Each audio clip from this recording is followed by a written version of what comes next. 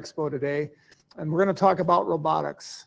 My name is Dan Myhock. I've been with Lely North America for a little over 10 years in a number of different roles, but primarily my responsibilities are helping producers that are engaged in robotics make that transition from conventional milking to milking with robots.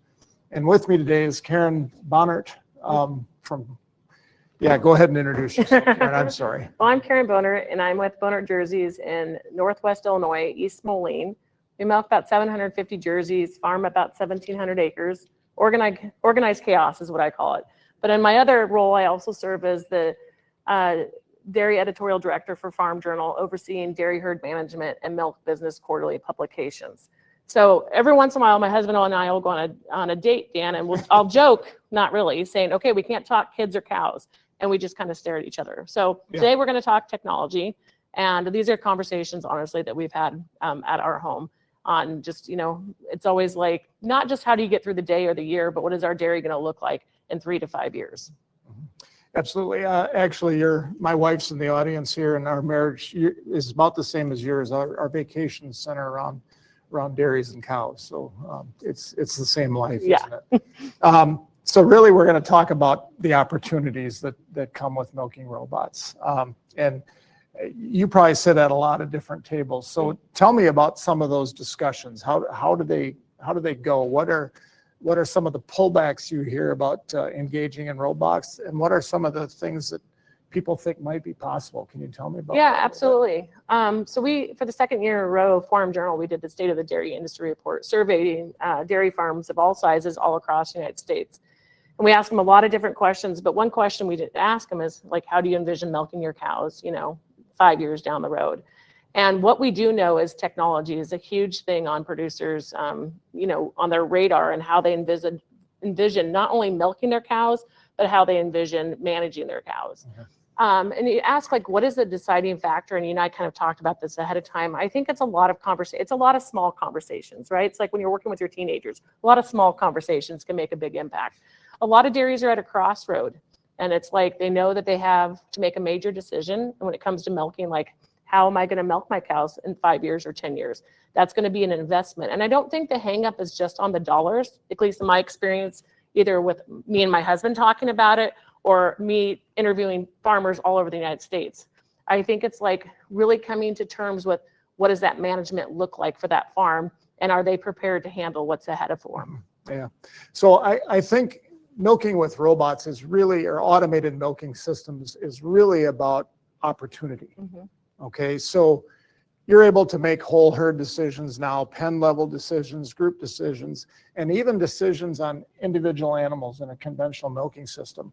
But you're not able to milk cows individually necessarily. You're not able to necessarily apply that milking unit, and we set a timer for so many minutes. Doesn't matter whether she's done or not. It's just how much time you've got. We're able to feed that animal as an individual. That's really the opportunity that comes with robots. Yeah, and on the flip side, with milking conventionally, you're looking at things at the whole herd. How's it going to benefit the herd as an entirety? Which is not necessarily bad, but again, cows that, when you look at opportunities, or Dan, we can look at missed opportunities. There's cows that certainly can benefit from being in a different environment and being milked a different way. Yeah, absolutely. And so at Lely, we talk a lot about the farm of the future. And what does that look like? And really, it all centers around the cow. And everything points back to the cow, as you can see by this PowerPoint slide. How we're going to handle manure, how we're going to feed her, how we're going to milk her. Then what are we going to do with that manure? How are we going to get feed pushed up to that cow? All these things that can be mechanized, at the end of the day, have to be centered around the cow. And that's really the focus of what we do. And not just centered around the cow, I'd add it centered around the cow's needs, right? Making sure her needs are met. So if she's wanting, and whether you milk, again, conventionally or not, or conventionally or robotically, we need to make sure the needs of that individual cow are being met. And I always think that this is a sign of the Jetsons, but I think, obviously technology and innovation are here to stay, and they're playing a huge role. Again, how can we meet that individual cow's need? So she can maximize her potential. Yep, absolutely. When you talk about maximizing potential, we're going to talk about that a little bit later, but You know, a wise old dairyman told me once that when a heifer calves, there's 2 lactations that start that day. It's the animal that calved and then her calf. It definitely starts that day. So we have to, you think about the massive genetic potential of these animals, particularly the Holstein cow, and that's not to slight Jerseys, Karen. Yeah. But my life has been a little bit centered around the Holstein cow. You know, think of that package of genetics that's underneath the skin of that animal. And we're not going to get that full potential if we don't feed her as an individual, if we don't take care of her throughout her life cycle, breed her when she's appropriate to be bred, when she's the right size. And so we touch every, this is a little bit of the Lion King, I suppose, but we touch every point of that animal's life cycle. And we can measure, we can pull data, we can find out what works, what doesn't work, and evolve from there.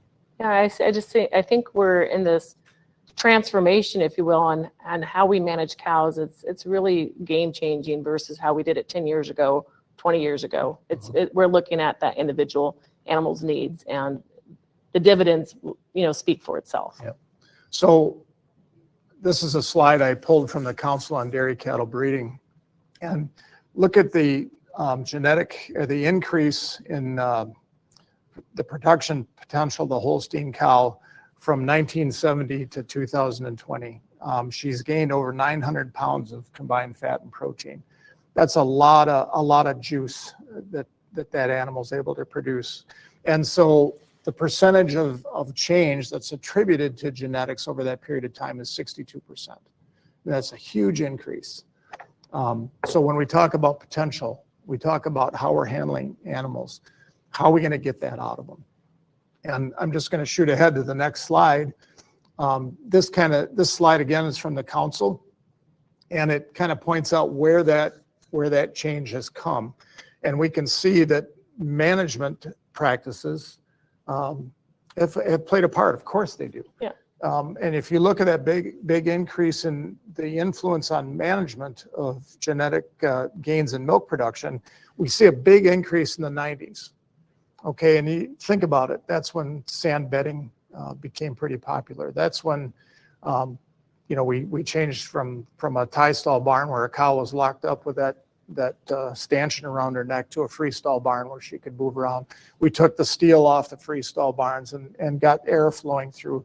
So these cow comfort things became popular in the 90s, and it kind of lines up with what we're seeing on the screen.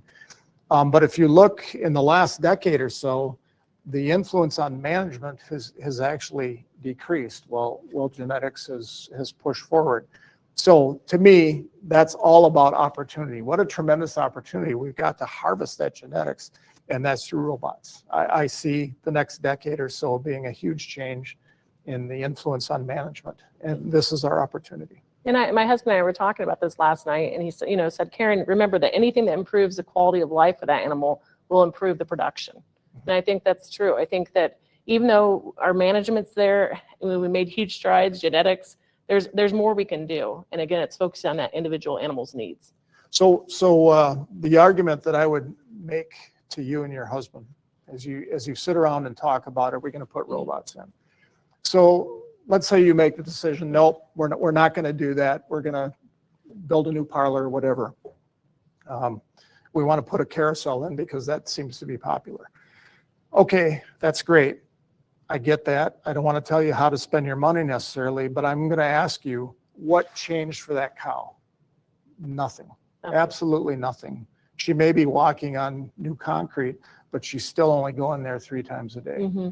And so again, how are you going to capture those genetics? And to me, this slide really encapsulates the opportunities that can be created for a dairy cow. So this isn't necessarily milkings. What it depicts is the number of visits, and I've broken it out by parity, and this is about a year's worth of information, and then stage of lactation for each of those parity groups. And so we look at the number of visits that these cows make to a robot, and you can control the milkings. Mm-hmm. I mean, that's all controlled on the farm. But this cow has the opportunity to be milked and express their genetics. And this is all of North America for a year's period of time. So it's not necessarily a small group data points. Again, opportunity. If you build that new parlor, your best cow and your worst cow are going to be milked 3 times a day, most likely. And yeah, you may have a small group that you're going to milk 4 times a day of fresh cows, but there's a period of time where you're going to say, no, you got to go back to the 3 time a day pen. I want to give them the opportunity. Yeah, and I think then you can also look at it as missed opportunities on the cows that don't have the opportunity to go through a parlor or to be milked more than 3 times a day. I think there's missed opportunities. It's not just on the pounds of milk that you're missing out on, but what we look at things holistically. What else does that do to her when she is able to be milked more frequently and just be more in her own element? Absolutely. You know, one of our guiding principles, and to me, this is really the essence of what we do as well. It's a complete milking for every cow and every quarter and every robot every time she's there. And we've all stated that, you know, whether it's our puppy dogs or our cows, they all crave consistency. They want to be treated the same every time. And I know human beings are like that as well. We crave a consistent life. But at the same time, we're programmed to be a little bit creative. We want to do things differently. You know, I'll work and no play makes Danny a dull boy. And so whether that's good creativity or bad creativity, it kind of depends on what's going on. But those animals create that consistency or crave that consistency, and that's what automated milking gives them. Yeah, I think that there's just that power and consistency we see in all areas of dairying. But when cows know what to expect, and then that, you know, that action happens, that they can go get milk, they can go lay down, they can, I mean, they just thrive in that environment. So it's all about simplicity, right? It's not. Yep, exactly. And so again, why do we strive for that complete milking, and why is it so important? Well, the cow's a biological being, right? So she produces milk for one reason, and that's to feed her calf. That's why she does it. And if you harvest that milk fully and get a complete milking, you've signaled to the cow, hey, I got to create more milk because my calf is hungry.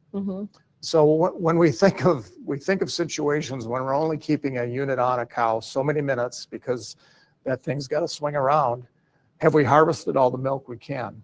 And if we haven't, we've automatically told that cow, hey, there's no need, slow down. You might as well save it for the next go round. So that's why we focus on that complete milking and doing it right. Well, and that's why individual needs, you know, focusing on the individual cow is the way to go, because on a rotary or wherever it might be, you're meeting what you think is the average needs for that group, but somebody's going to get left out there. So am I getting any closer to convincing you guys to buy robots? Well, you got to get more people around the table. Okay.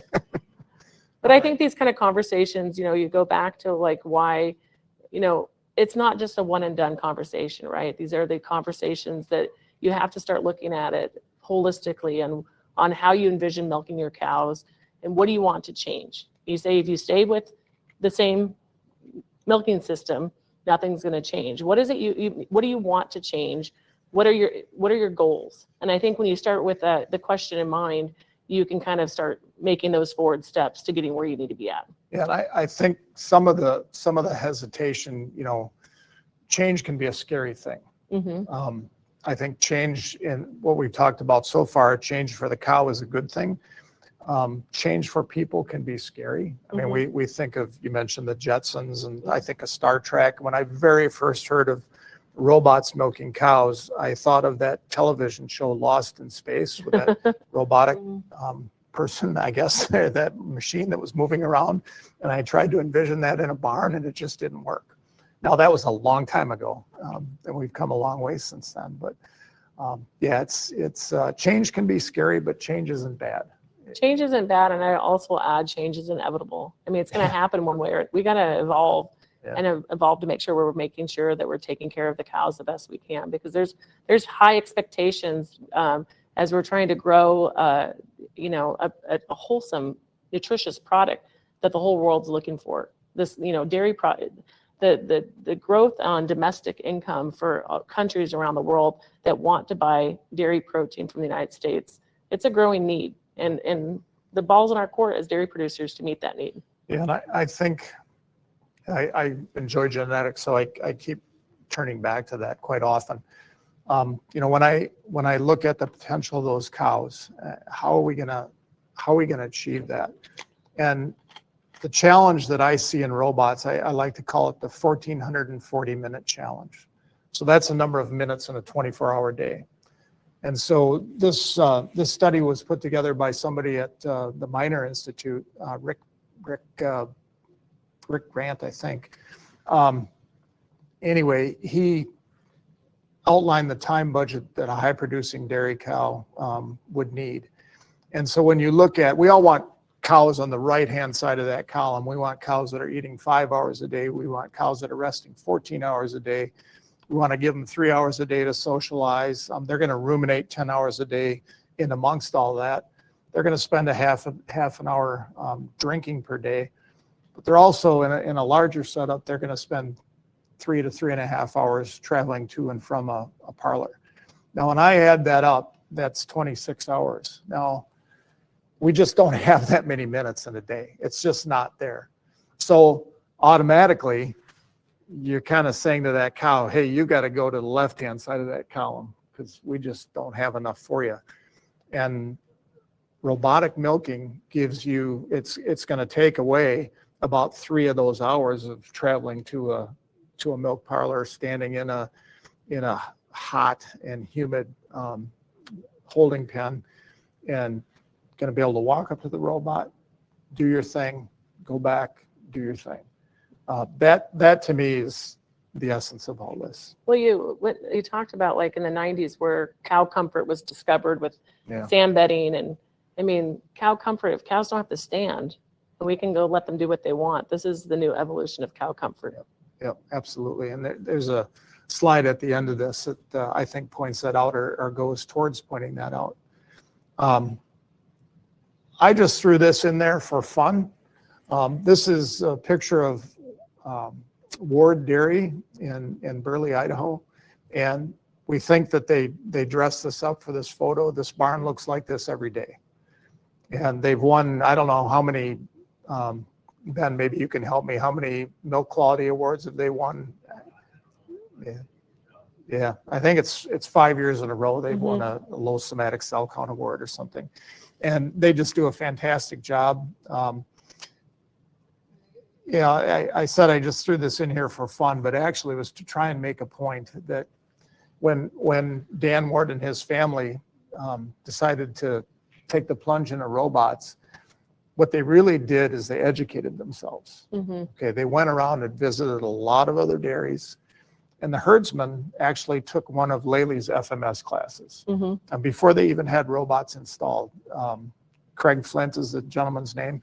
He was in the class, he was asking questions, taking a lot of notes, and he's applied a lot of those things that Lely FMS class teaches. And you take off and you start running right away.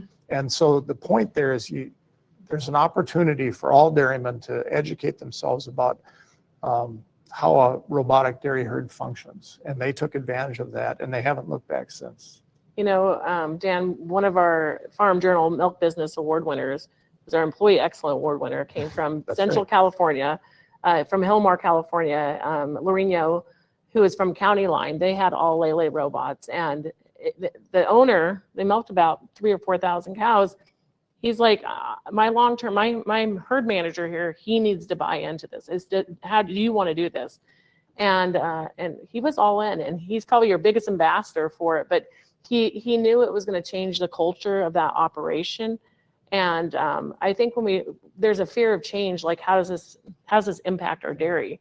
But man, I think sometimes when you're brave enough to have those conversations, you're going to get some amazing results, and it helps with employee retention, because I think they feel empowered, if you will, that they're working with some technology and that they're at the end of the day equipped to meet the cow's needs. Yep, and naturally, County Line Dairy is going to get a lot of visitors. Yeah, and they have over the years. And Loreno's our best salesman. Yeah, the herdsman on the dairy, it just loves robots and loves talking about robots. But I think he loves it what it does for the cows. That's why he sees how easy their life is. You go there and you have a lot of cows, but like to the testament of this and how clean it is, you would be kind of fooled to think about how many cows there is because it's just the consistency. So it's a clean, quiet, calm barn. Yeah, I wish I had a video of with sound, because you walk in, it's just peaceful, quiet, hardly anybody around because they do their work and they go.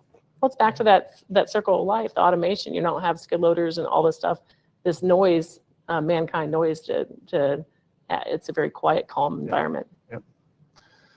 Okay, moving on. Yeah, you can, we talked about what it does for the cow, and this is a section of talking about what it does for people. What we talked about Lorena, we talked about Craig. He can just deal with cows. You know, I've heard the expression, we want a barn full of ghost cows. And what that means is they want cows that don't have to be touched. Okay, she calves, she has no problems. She's sorted off to be bred the day she comes in heat, and then she's back with the pen, and you don't see her again until you dry off. And that's really what this technology allows you to do. You don't, I mean, Karen, you've been in a lot of different dairy setups, no doubt, and I've been out at different times to some of those dairies in the Southwest, and you know, you see several hundred, if not 1,000 cows locked up for a couple hours a day, and it's you know, by its very nature, it's a rough life. You know, it's not necessarily pleasant, but that's the way they have to do it. And I'm not disparaging that. That's how that has to function for their business to function. That being said, it doesn't have to be that way. It doesn't. I think we've kind of had this new transformation on just how we care for cows. We're not locking them all up to do shot program. I mean, it's not treating it as a whole herd. It's again meeting the cow and what she needs and what her individual needs are versus like what it's herd health day, or we're doing this. Like I think it doesn't have to. Not everybody has to participate. Not all the cows, and there are more ghost cows than we realize. That you know, you have to go to the barn and you have to do some breeding or treating of certain animals, and it's like, oh, a small percentage. It's not. We don't need it. There's not a need to lock up every pen. Yeah. Exactly. And so I'm going to talk a little bit about some of the reports that you see through some of our systems. This is very simply, I know there's a lot of companies that will sell collars for activity monitoring. I mean, that's not unique to Lely, but what is unique to Lely and automated milking is gathering all the data that cow provides us in every milking, and then adding a potential health remark to that heat probability, and then you can make the decision, the owner can make the decision, or the herdsman, do I really need to breed that cow? Now, obviously, I went to a herd that has healthy cows, and I couldn't find a cow that had an issue, but if there were something there, you'd see maybe a high somatic cell count.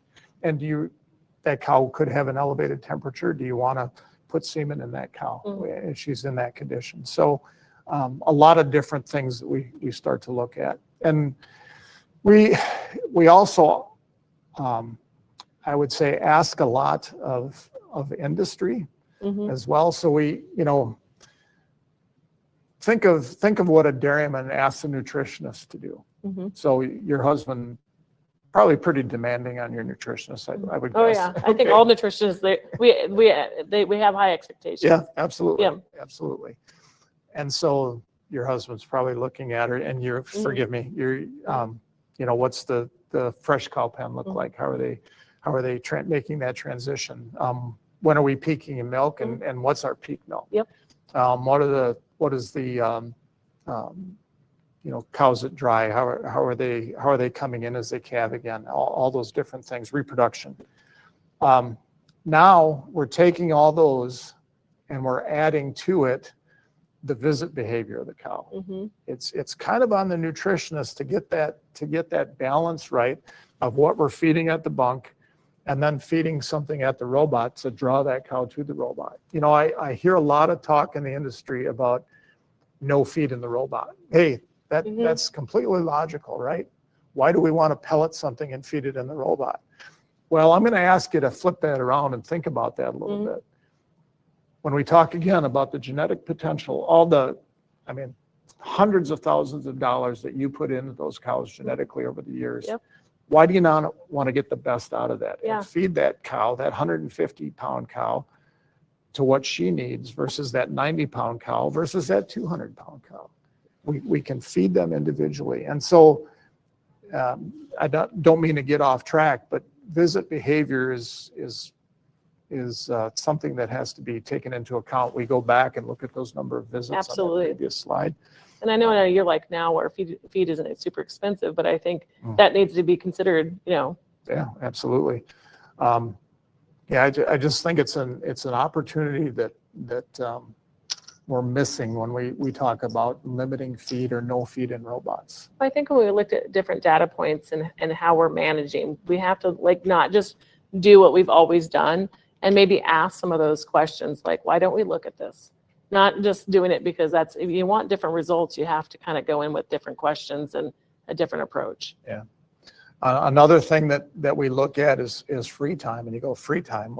I don't have any free time. I'm a dairyman. But this means free time for the machine. Oh, So there's time for those lower socially ranked cows to come to the robot. I mean, I've seen it in different barns. Fresh heifer is down at one end of the barn. She'll walk up. She'll see a boss cow standing in front of the robot, and she makes 180 and back that way. And so we've got to have time available for that cow to sneak in there and get milked when she can. So that's like when I'm going to the grocery store and I see a lot of people in the parking lot. It's like, I guess I don't need to go very bad. Yeah. So yeah, absolutely. Or a big line at Starbucks. There you go. Yeah. Other data points that we're able to collect, and this is an example of a milk flow profile. And we talk a lot about bimodal milkings, and what bimodality is could be the result of an improper milking prep. Say it wasn't long enough, didn't stimulate the cow enough, which a robot does consistently, by the way, and a human being might not have. But when we get a bimodal milking, we see milk let down, and then the milk flow decreases, and then it increases again. And we want to eliminate that bimodality. And those are some of the things that we can view on an individual cow and an individual milking basis. And then some of the suggestions that we can make to try and alleviate. Well, and that's where I was going to say, let's push pause for a second. And just, I think when you go, okay, where are farms at when they want to adapt to new technology, whether it's going robotic on milking cows, talk a little bit about just the service that Lely can provide, because I think it is a learning curve. And I feel like there's more tech involvement on dairy. So dairy farmers are more tech savvy than they ever were before, but still it seems a little intimidating. So how can they look at all this data and work with somebody like yourself and say, what they can hone in on and what's important to them? Yeah, that's a $1 million question with a 1 million word answer. So again, generally speaking, educate yourself, talk to other dairymen.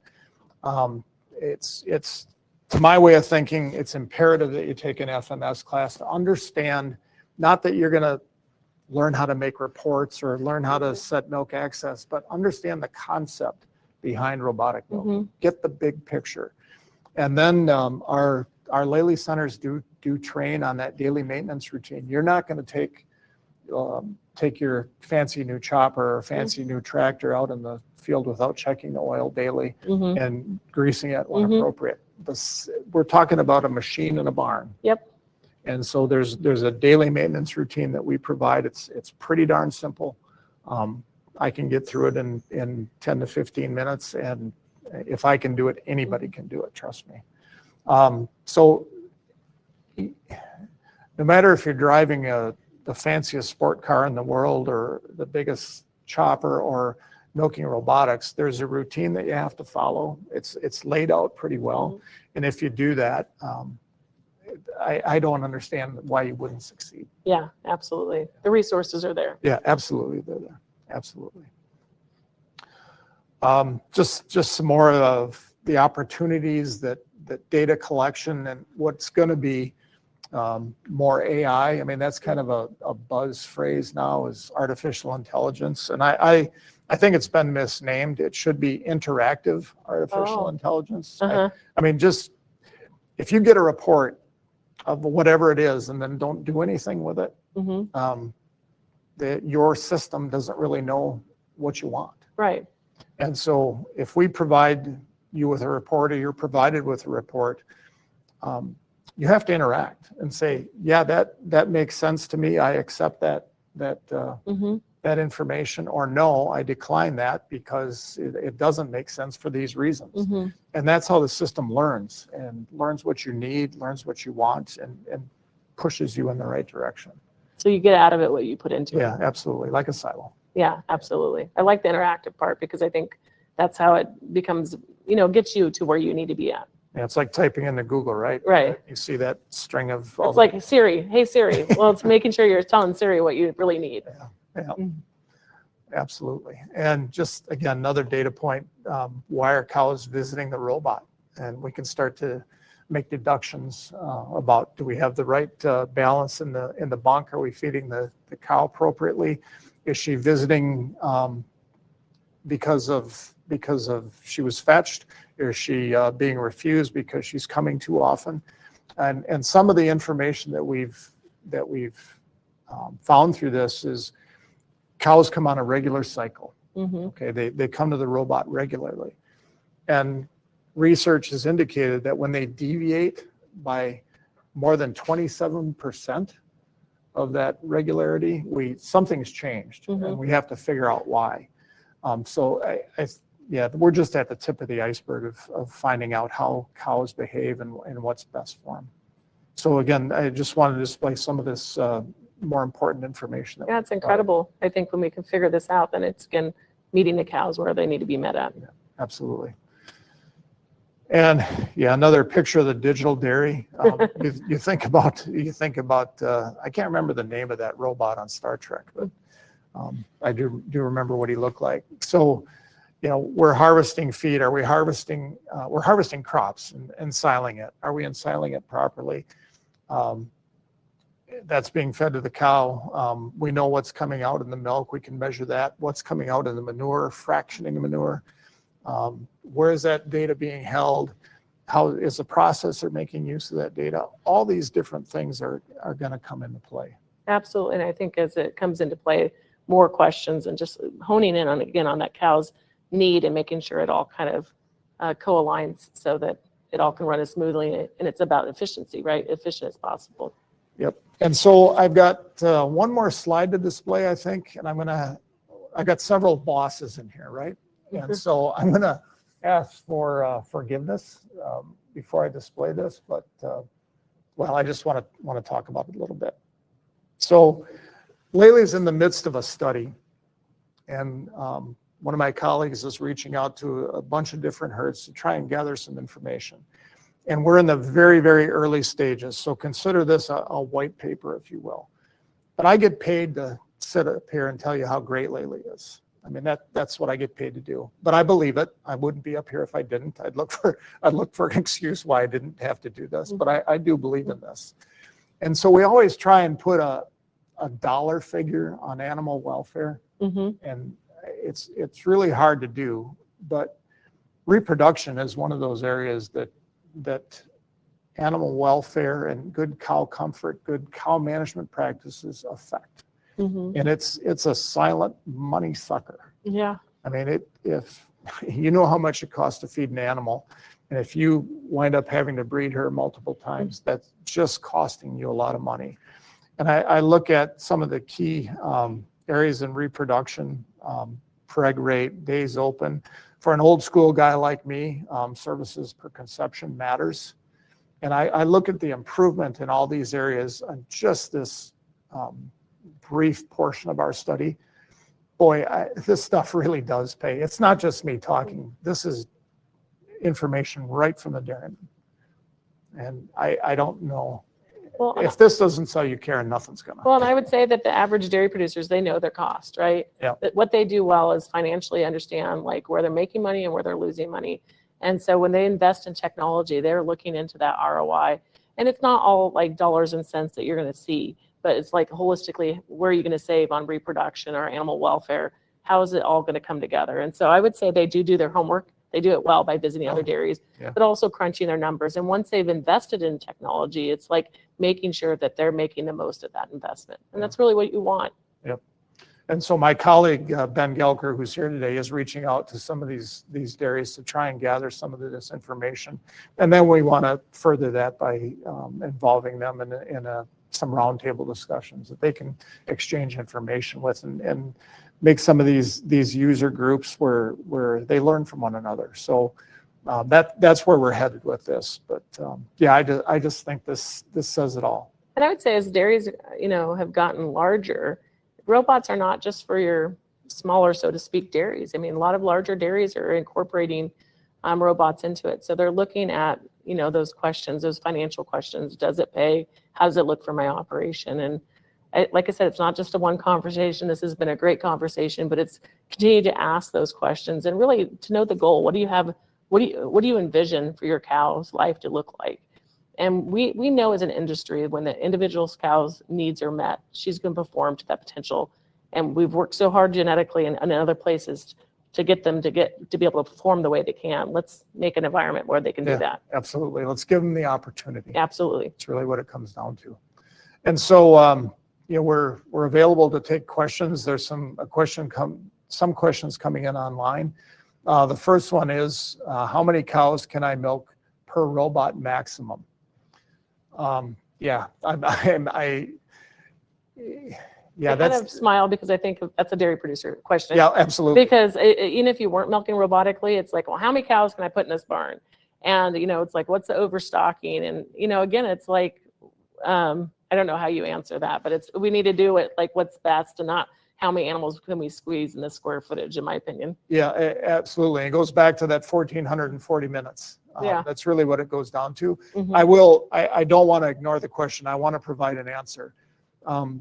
Because anybody that goes to a bank, that's the first question they're going to get is how many cows can I milk per robot? So I'm going to tell you that it's kind of an industry norm that it's 60. Mm-hmm.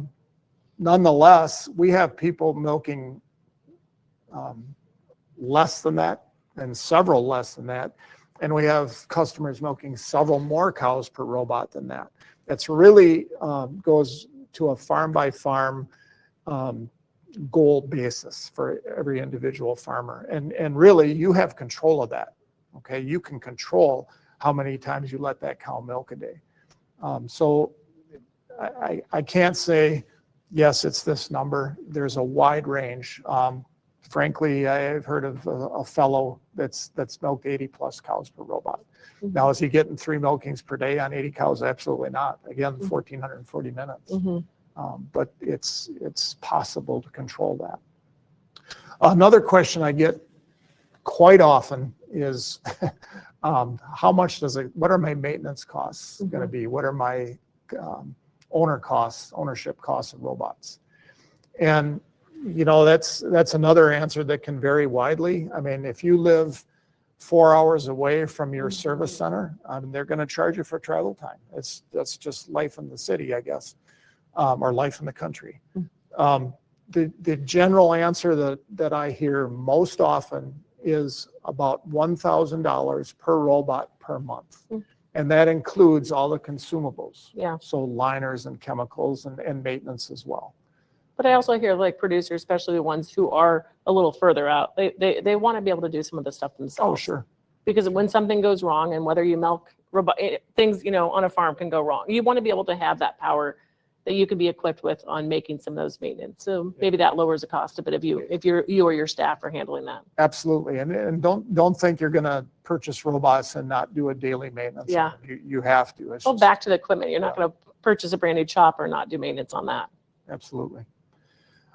So any questions from the audience? Yes, go ahead. I see a Holstein guy and a Jersey girl on the podium, and I see this graph in the beginning of your talk which shows the progress in genetics and the progress in management. And I know it's a graph coming out of the genetics world, so they will promote themselves in progress. Yep.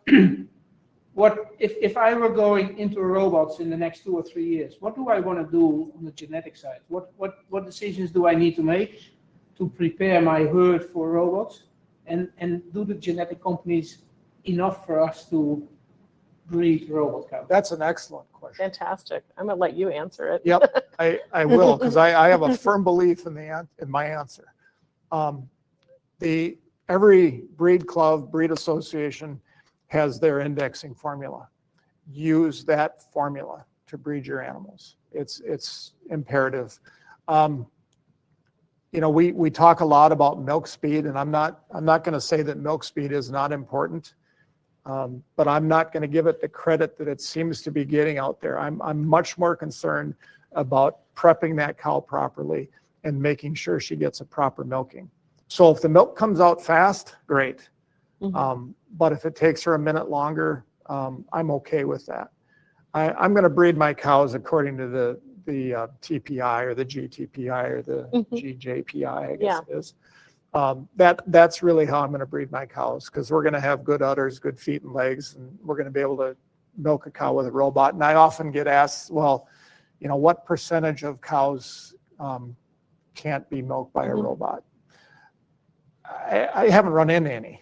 I haven't run any. In fact, I've been kind of amazed that a robot could milk a couple cows. They probably their tolerance is more than, you know, the guys milking our cows. But I feel like with genetics, you know, think about udder height. I mean, different things have improved over the last how many years or decades that it's going to be equipped to be milked by a robot that much better than it was a decade ago. And let's be honest. We've all been on those dairies where if the milking crew doesn't like a specific cow for whatever reason, she's not going to be there. Unless she's the daughter's cow, but otherwise, no, she's not going to be there. There's not tolerance for cows that just that are going to slow down that parlor. Yeah, and that leads me to another, I would say, call out to industry. You know, those folks that are working in genetics. I think that visit behavior is just an untapped area that we need to focus more on. How are cows behaving in that pen? Yeah, I don't know of a better way to state it than that, and not that I've stated it well. I don't think I have, but not so much milking speed, but does that cow travel to the robot consistently, and how is she behaving in that pen? That is an incredibly important piece of the genetics and the makeup of that cow. Yeah, I'd be interested in that data. Yeah, I hope that's studied, and I hope we can find some heritability for that. Yeah. And what's included in the indexes. I think that'd be fantastic too. Great question, but I think that there's more to learn about it all, right? Other questions? Folks, you're back there. We came in, our kids, we have 4 kids they're adults. Take one vacation a year, we're gone 3 nights, and we come up here to the Dairy Expo. So, you know, we go away from cows to be with cows. But we're looking into just changing what we do. We're scared because we're in our 60s and our kids get frustrated because we can't operate our phones. You know, they give me my phone, Mom. You know what I mean? So we don't know what to do. We just really don't know what to do. We don't milk 700 cows or 1,000 cows. We milk 60, and it's fine. We're not embarrassed by that. We take good care of them, and we do a good job with them. But we're just looking on what we need to build a freestyle barn. We need to do all of that. We're looking into Lely robot milker primarily because our boys, they want to stay in farming, they want to stay dairying, but they don't want to do it like we are. And they are not afraid of technology because they've grown up with it. But we're afraid of the cost because we are in our 60s and, you know, and looking to put a new freestyle barn up and a Lely milker and changing all those things. It's just a lot. Yeah. So we're here, we're learning. We have looked at Lely for the last 3 years that we've been up here. And I know we're slow with making decisions, but we go and we ask questions and we go to these seminars. And so we're trying to do our part on the ground, but we really just don't know what to do and what move to make. Yeah. I mean, we don't know about where do we go to get a barn design for 60 cows, you know, does Lely want to mess with a person that milks 60 cows? Absolutely. You know, and the boys have talked about, well, Dad, if we start here, then maybe in 3 or 4 years we can build more and double the herd or whatever the case is. We did tell the boys that, you know, they love farming. He said, farming is rough when it comes to getting ground. Mhm. But nobody's gonna fight you on expanding cows. You know, you're not gonna have to compete with any other farmer doing that. And you can get other farmers to grow things for you. So if you can't buy the ground or rent the ground, you can get somebody to grow it for you. You can make your money through the dairy. Yep. So, I mean, we're trying to look at all angles and we're trying to be smart about it, but we're just old and kind of scared. I feel like you are being smart about it. I would say regardless of size, change is a scary place, you know? Like, what does this look like for us? It looks different, we know that. The younger generation, if they're interested in technology, I think, you know, to continue to have conversations. After this is over, visit with Lely. There's people in the industry that know somebody else. Everybody knows somebody that can help with that. But I'd say even larger dairies who are having this kind of conversation, they're like, you know, a lot of dairies, including our own, we're at a crossroad, and it's, how do we get to that next side? And it seems simple, but it seems hard in the same breath. But you're in the right place, you know, to have this big conversation. And if you have people that are interested, a lot of dairies don't have someone that's interested that want to do it. Our kids are involved with agriculture, you know, that they're doing that. I mean, that's a great thing, or at least in our family, we think it's great.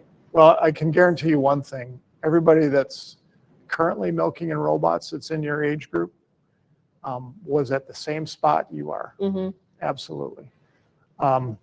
Yeah, I guarantee you that if this thing doesn't work, I'm screaming for help. But I can figure it out. And so you can too. I know you can. Yeah, I'm glad to hear your sons are, I guess it's your sons, I don't know. We have 2 girls, 2 boys. Okay. One of the girls is an ag teacher and has been for about 8 years in Danville, Indiana. And the other girl, she comes, like, she's home feeding calves today and helping with milking. And the boys they're actively farming. I mean, that's what they do. So where are you from? Indiana. Okay. Yep. So yeah, we have Lely centers out there. I would encourage you. You know, as far as cost, yeah, I don't know what they're going to charge you for a robot, but it's probably less than what you think it is. Yeah. Well, we even talked about, last year we talked to somebody at the Lely booth that said they were rebuilding the A4s and that you didn't have to start with the top of the line. You could do that. So there's a lot of opportunity. I mean, different options, and then there's financing. I mean, so I would encourage you to follow up with the Lely people and say, okay, remember, let's continue that conversation from where we left off, and I think you won't regret that. I'm probably tired of seeing us every year. No. We don't do anything. We just go and talk with them. You know? You're not the only ones. Again, I think that these conversations, Dan, they're not just one and done. There's a lot of conversations to kind of just, you know, figure out what that next step looks like. And you're almost to the bridge. You're going to get there. Yeah. What does Lely have to offer if this family decides to put in a automatic mounting system and they get to I don't want to say trouble spot, but something that they can't seem to handle on their own and they need support? How is that handled? Yeah, so their dealer, the Lely Center, would be their first point of contact there. But Lely as a company, to my way of thinking anyway, goes above and beyond in the support category. So if there's a technical problem that the Lely Center can't fix, we're going to be there to help figure it out. We've got support here in North America as well as support in Holland. When it comes to a farm management or a milk quality issue, same thing. There's a team of people around the country that are dedicated to helping through those problems, and they happen. I mean, we're talking a live animal and a machine. So those things do happen from time to time. And Galen, the fellow that asked those questions, is pretty good at figuring some of those problems out. And when you mentioned the A4, that my other colleague, Ben, set up because he's kind of in charge of that program. Yeah. I can tell you that we left on, what is today? Today's Tuesday. So we left yesterday. And last night, one of the kids forgot to put the filter in. So they realized it. They shut the milkers down and closed the valve. They look like they've never milked before. And anyway, they turned everything back on, forgot to open the valve, the milk all went back into the reserve system, burn up the pump. They had to put on a new pump, which we had, but they had to put on another one. And then when they were grinding feed, our chocolate healer got under the mixer Oh, and ran over the leg of the chocolate healer. So I think they were cussing us for leaving. This morning, they would feed out of the harvest store and the gearbox locked up on the harvest store. So we have automated milking, we have automated manure collecting, automated feeding, and we can take care of all your needs. I think they're wanting us to come home. Okay. I can't control that. We're not. We're starting a vacation. Very good. Connor, are there any more questions coming in? Okay, all right. Any more from the audience? All right, well, I want to thank you for taking the time today. It's been great and enjoyable, and thank you, Yeah. Karen. It's if I can help you and your husband with a decision, please let me know. Absolutely. I think, well, we got to get ready, get through harvest here, but a decision needs to be made sooner than later. But I agree with people in the audience or people watching or just us. It's like these conversations need to be continual, or you're not moving forward and you're not changing the outcome of how you want to milk your cows differently or what goals you want to get to. So I've really enjoyed this conversation. It's one that my husband and I often have back at home, and I talk to producers from coast to coast who are, just trying to make sure that they're moving the needle in the right direction. Yeah, and I don't want to make light of that decision. I think when you walk into a conventional barn, we're so used to it that it just makes sense, right? You walk in, oh yeah, that makes sense. You walk into a robot barn and it takes a little bit to figure it out. But it's doable, certainly. You just think of the technology on your phone, what we weren't able to do.